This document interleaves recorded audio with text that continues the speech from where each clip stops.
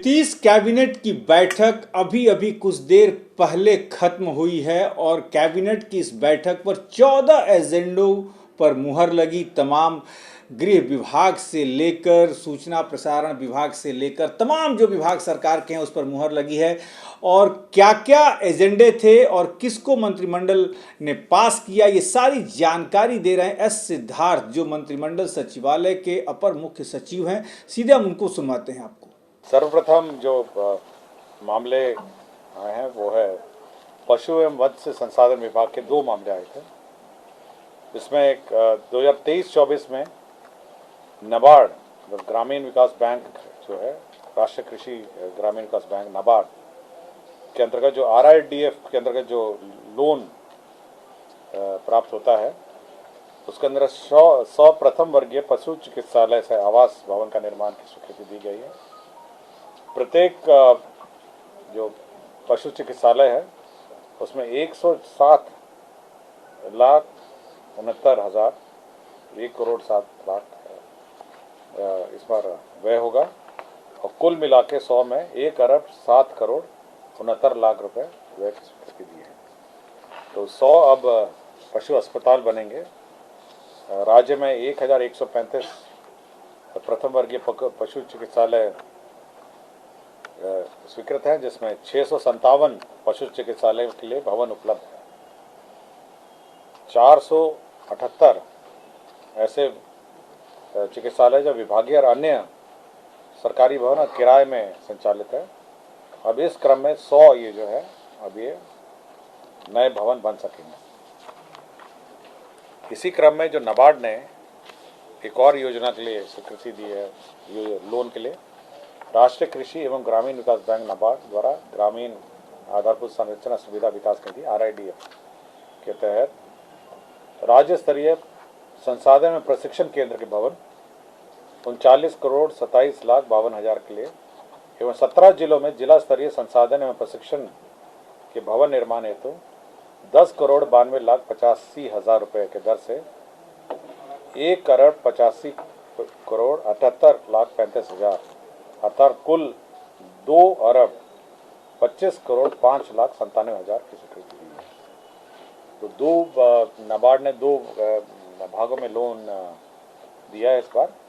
100 तो आपके अस्पताल के लिए हैं, दूसरा 17 जिलों में जिला स्तरीय संसाधन एवं प्रशिक्षण केंद्र है और फिर मुख्यालय स्तर पर जो प्रशिक्षण केंद्र राज्य स्तरीय प्रशिक्षण केंद्र है। तो 3 प्रकार के केंद्र बनाए जाएंगे, अस्पताल, राज्य स्तर पर प्रशिक्षण केंद्र और 17 जिलों में जिला स्तरीय प्रशिक्षण केंद्र।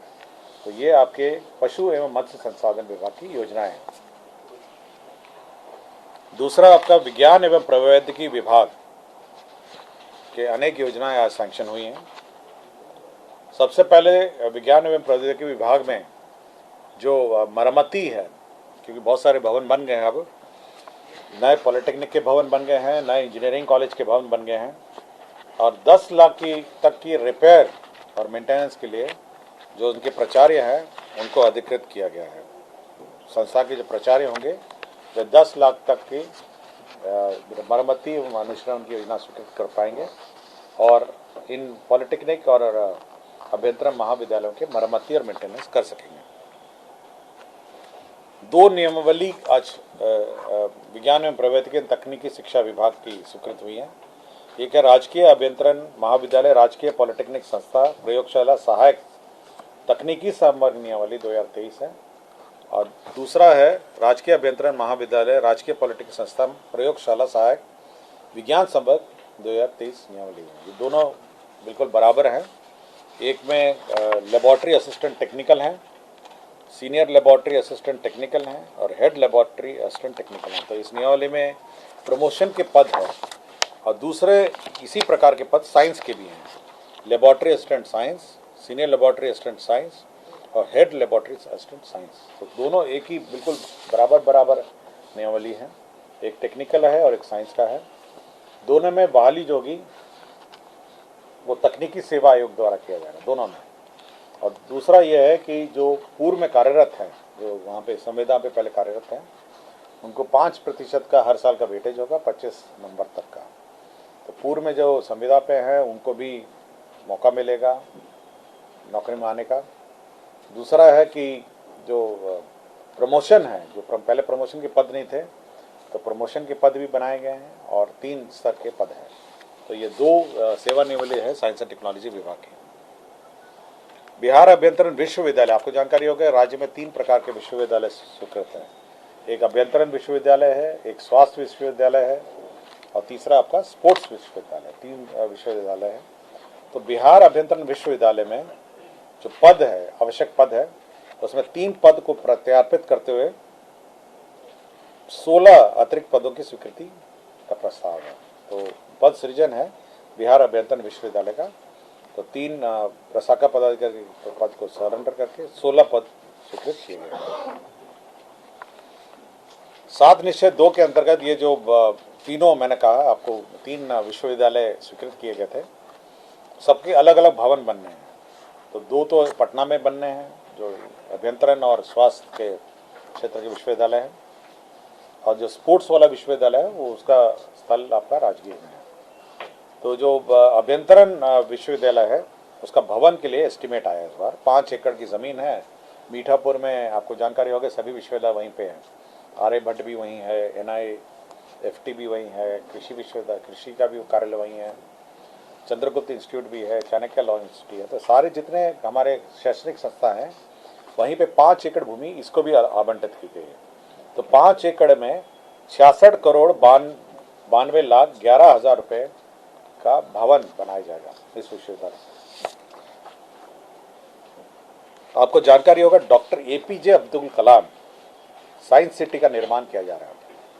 यह साइंस सिटी आपको राजेंद्र नगर में वो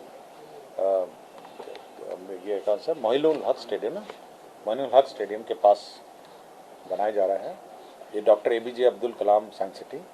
और इसके जो कंसल्टेंट हैं वो है लॉर्ड कल्चरल रिसोर्सेज LCR जो है, उनका जो परामर्शी शुल्क है 4 करोड़ 25 लाख से बढ़ाकर 6 करोड़ 3 लाख 10 हजार रुपये कर दिया गया है। तो ये कैबिनेट ने इसकी स्वीकृति दी है। बिहार उच्च न्यायालय सेवा संशोधन नियमावली 2023 एवं बिहार असैनिक सेवा न्याय शाखा भर्ती संशोधन नियमावली 2023 की स्वीकृति दी है।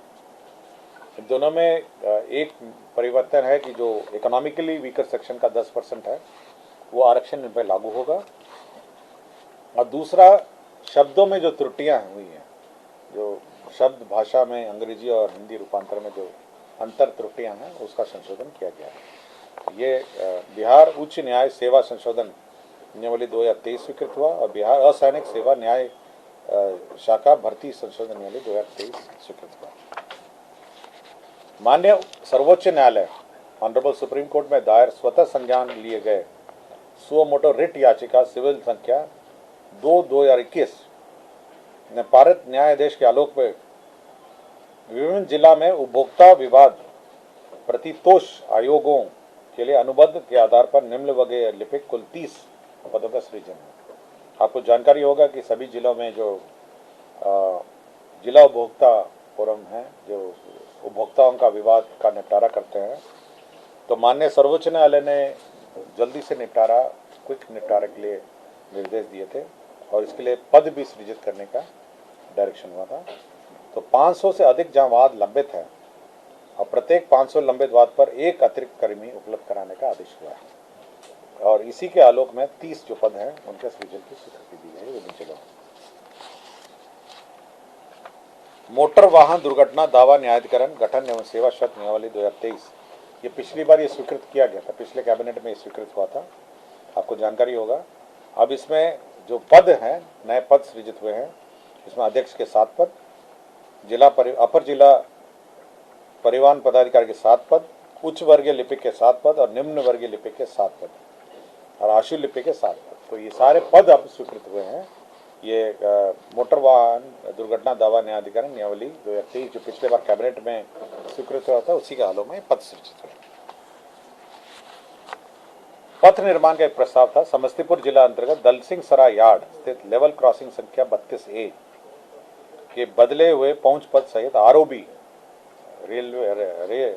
मतलब रोड ओवर ब्रिज जो है ROB बनाने का स्वीकृत हुआ है 97 करोड़ 20 लाख 83 हजार तो राज्य अंश में कुल 135 करोड़ 1,21,000 रुपये अनुमानित लागत है।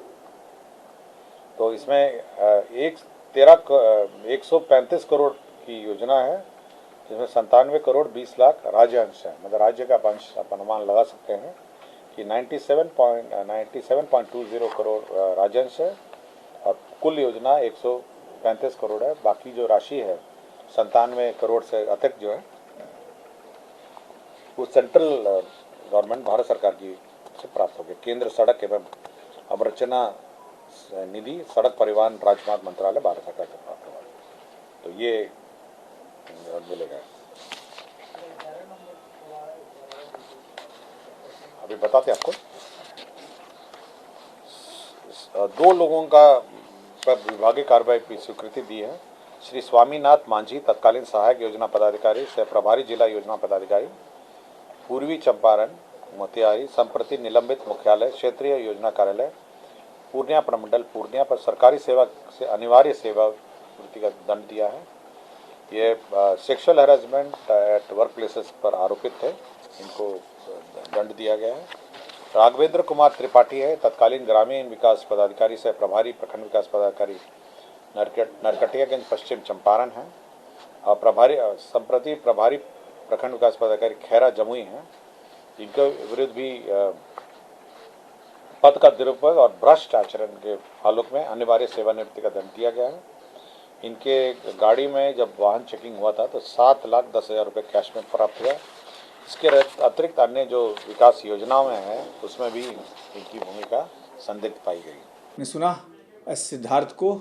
मंत्रिमंडल की आज बैठक हुई जिसमें 14 एजेंडों पर मुहर लगी और तमाम एजेंडों के बारे में एस सिद्धार्थ ने बताया कि किन किन एजेंडों पे मुहर लगी, मंत्रिमंडल ने किन किन एजेंडों को पास किया। ऐसी तमाम खबरों के लिए आप बने रहिए हमारे साथ। नमस्कार।